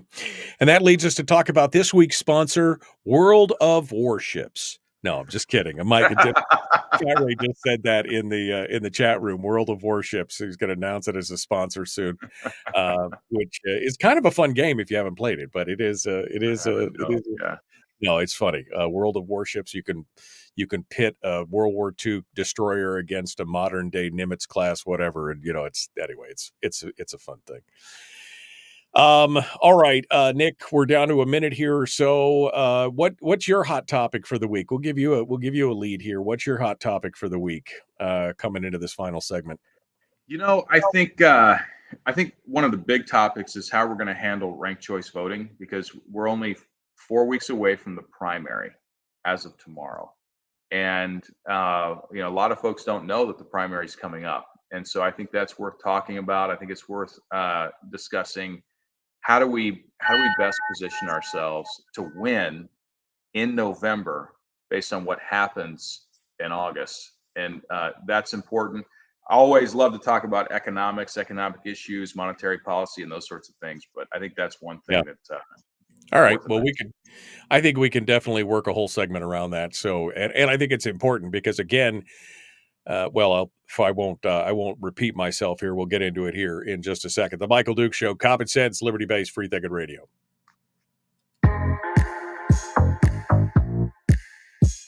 The Michael Duke Show, proudly splitting the left versus right dichotomy. Yeah, I had to look that word up too. I don't think it means what he thinks it means. Here he is, though. That guy, Michael Dukes, the one with the show. Okay, Mr. Smarty Pants, it does mean what I think it means. Snarky voice guy. All right, Nick Begich is our guest, candidate for the U.S. House of Representatives. Nick and I were just talking during the break about ranked choice voting and how this is going to kind of be problematic. Now, part of the problem here is that ranked choice voting, especially for a primary, is for the state offices, it's nothing more than a straw poll at this point. Now, hopefully most people don't understand that, right? Because I think if most people knew that, well, there's only only two legislative races that are affected by ranked choice. Everybody else is just right on to the general anyway. So I just won't show up. I'm hoping that most people don't understand that they're still so confused by it that they still show up on primary day, because my fear is that people will be like, well, I don't really need to vote because it's not going to matter. They're going to show up in November. But it is still important to get out there on the primary, not just for those two races, but obviously for the race for the U.S. House, because you've got, I don't know, a dozen different candidates. I can't remember how many different candidates. Right. Yeah, there's 12 candidates. 12 candidates, yeah. And so what's going to happen is you're going to get your one vote, right? Because the primary is not ranking. The primary is a single vote. It's a jungle primary. That's so right. So you can't rank the red in the primary. I know everybody's like, well, rank the red. You can't rank the red in the primary. You get one vote. It's so confusing. It is. You can only rank one. You pick one. Let me be clear. Let's not even use the word rank. You pick one candidate in the primary. And what happens is the top 4 absolute vote getters then proceed to the general election in November. And in November, that's when the actual ranked choice portion of this new voting system that we are currently under, and I frankly hope gets repealed, goes into effect. Now, that said, if you don't like ranked choice voting and you don't like the system and you prefer the old system, as I do, there is a way that you can self-impose a primary. Now, I'll back up. I'll get to that in a second. But if you think about what you often hear from the left side of the aisle, they say, ranked choice voting, they'll tell you is it's wonderful because you get so many more choices. Right. Well, that's not really true. And if it were true and it were advantageous to have all these choices, don't you think the Democrats would run 3 or 4 candidates? They only run one in every race. They only run one. And that's certainly true in the U.S. congressional race. They've only run one candidate. And even if you go back to 2022, Al Gross left the race and there was only one person left of center remaining, Mary Peltola. Now, why would they do that? Why is that so important to them to just run one, but encourage us to run many candidates? Because they will never suffer from ballot exhaustion on their side of the aisle. They'll never suffer from crossover voting on their side of the aisle. And they can take their candidate, instead of having them try to defend their progressive values, they run them deceptively to the center as though there's some kind of center reach across the aisle candidate. And we've seen now with the record of Mary Peltola, that's just not true. But Right. She's permitted to run a campaign that sounds very centrist because there's no one to her left that she has to go defend herself against. Right. Now, on the right, we haven't taken any of those lessons. And as a result, we're over here fighting on the right. We're going to suffer from ballot exhaustion. We're going to suffer from crossover voting. We can stop that from happening by self-imposing a primary and saying, look, whoever comes out ahead in the primary election as the person right of center is the one that belongs in the race and then should go head to head against the Democrat. That is the commitment that I've made since the beginning of last year when I got in the race in July of last year, beginning of the race. I said, look, looking at what happened last cycle, understanding the lessons learned, we have to do it this way. So if another Republican finishes ahead of me in this race, I've committed many times on this show and other places, I will get out of the race to ensure that we have the best opportunity to take the seat back from the Democrats. Right. And I believe this is the best approach for the reasons that I just mentioned. I think that gives us the best opportunity to win in November if we have a one-on-one heads-up opportunity to contrast the policies of the right with the record of the left. And I'm not just talking about my race. I'm talking about other races around the state, but that's one man's opinion, but that's the reason why. Yeah, no, I mean, I think it's important to understand that. And, interestingly enough, your opponent has not committed to that same, your Republican opponent, Nancy Dahlstrom, is not committed to that same path forward. Was kind of some, we'll see it, we'll reevaluate it when the time comes kind of thing. And, we'll sit down with the party and, which is all great. I mean, but you have come out and said, no, if I don't win, I'm stepping out, and we're seeing, of course, you've got endorsements of a lot of the local chapters of Republican organizations, different districts, things like that. Nancy Dahlstrom has kind of been the missing man in all this. We haven't seen her go out there and be part of a lot of things. She's not, not responding for interview requests. She's not doing a lot of these things. She'll show up a few times, but this is part of the problem, is that we need an engagement. We need somebody who's engaged and somebody who will be committed to that idea of conservatives need to win at whatever the cost is. So if that means that I need to eat a little crow and step down, so be it. And that is, it's a little troubling to me to see that we continue to see the powers that be kind of stack things against you in this race, that's my opinion. And that they're willing to, almost make it like it's a suicide pact. If we don't get it, nobody gets it.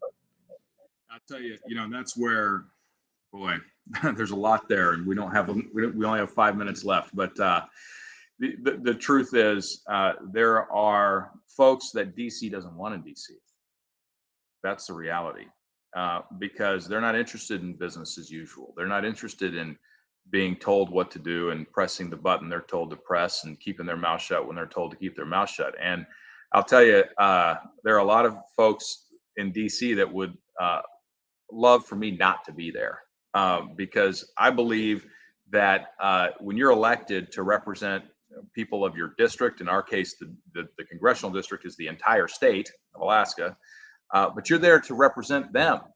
You're not there to represent the lobbyists in DC. You're not there to represent the special interests. You're there to represent the people who sent you to DC.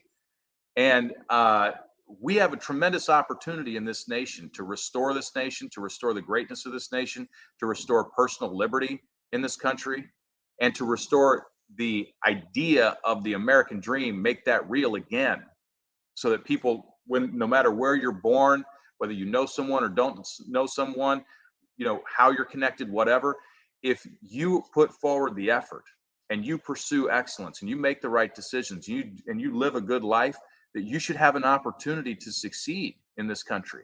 And there's a lot of people out there. We talked about the Jones Act, but that's just one of many examples where, the foot's on the scale for the big guy and the little guy's getting screwed. And I'm one of those people who says, hey, I want a level playing field. I want opportunity to persist and exist and to continue on into the future. And when it comes to Alaska and the opportunities that are presented here, if we unlock this place, man, there's generational opportunities for Alaskans for 100 years, 200 years, 300 years, with the resources that we can provide to the rest of the nation and to the world. We need to be open up. We need to be unlocked. And that opportunity needs to be something that's diffused throughout the population here, so that people in Alaska benefit from it. And that's something I will not shut up about. If I'm put down in DC, I'll be a broken doggone record.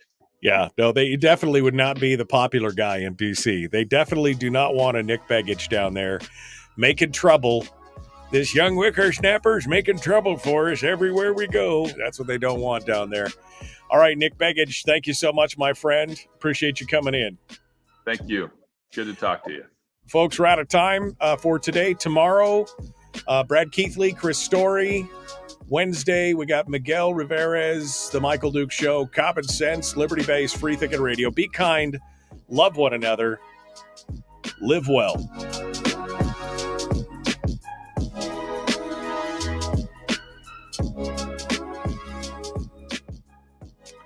All right, Nick Begich. Jeannie says, Dahlstrom didn't impress District 7. Yeah, no, I mean, I think that's, again, part of the problem. This is, it's like they're dropping in paratroopers that are just kind of like, I'm here to just be your stalking horse kind of thing, Fat Ray asked a question early on that we didn't get to, but I'll ask it again right now. Did Nick talk to the party about not sabotaging races in Alaska while he was at the convention? Did you talk to any of the powers that be? Is this a party thing, or is this just an entrenchment thing with some of the leadership there? What's going on? I will say it's a little difficult to decrypt. I did have those conversations. Some of them I can't really get into right now, but needless to say, there were some strong discussions, strong words exchanged. I think some of the folks in DC are recognizing that they may need to shift gears a little bit here. But at the end of the day, I've told them, and I'll tell everyone here, and I've said it before, it's not DC that gets to decide who Alaskans send to Washington. It's Alaskans. And I don't care how much money gets thrown around. I don't care how many times they say X, Y, Z. The reality is this vote is up to you. It's up to the people, and the people will decide. And people are deciding. And we've seen that in our polling consistently. We're going to find out what people are deciding in August. And I think we have an opportunity to send DC a true message in August. And I tell folks, they say, well, August what? What's August? August is the primary. August is where where we show that's what I'm scared of. That's what I'm where scared are people at. What's where are in people August? at? What primary? Make sure you vote. You got to vote. August 20th is the vote. You can vote early, beginning August 5th, I believe. And if you're not going to be in town, get an absentee ballot right away and make sure you vote, because this really is important. It sends a message to the rest of the nation about where Alaskans see this race and who they'd like to see represent them in the House. And so please get out there, make your voice heard. That's an important part of our civic responsibilities, but it really bears a lot of importance in this race, so we can demonstrate clearly, look, this is where Alaska's at. Yeah. Well, again, we wish you the best of luck, and we got to be telling all our friends and relatives August 20th. Get out there and vote. I'm voting for Nick Begich. You can vote for whoever you want for, but I mean, at this point, we need somebody who's going to be on our side down there, and I just have a feeling like Nancy's going to be on whoever's side they tell her to be on at this point. That's kind of my feeling on it. So you guys make your own decisions, but there you go. All right, Nick. Well, thank you, my friend. As always, it's a pleasure to speak with you, and we will talk to you here soon. Thanks for coming on board. Thanks, Michael. Thanks, everyone. Have a great week. Appreciate it. Thank you so much. All right, folks, we are out of time. We got to go. Have a good day. Be kind. Love one another. And live well. The Michael Duke Show. Common sense, liberty-based, free-thinking radio. We will see you tomorrow morning. See you then.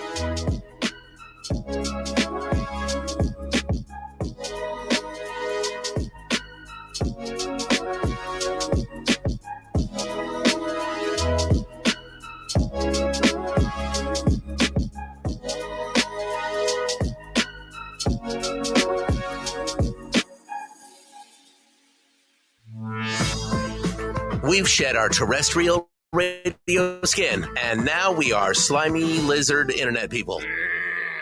It's the Michael Duke Show.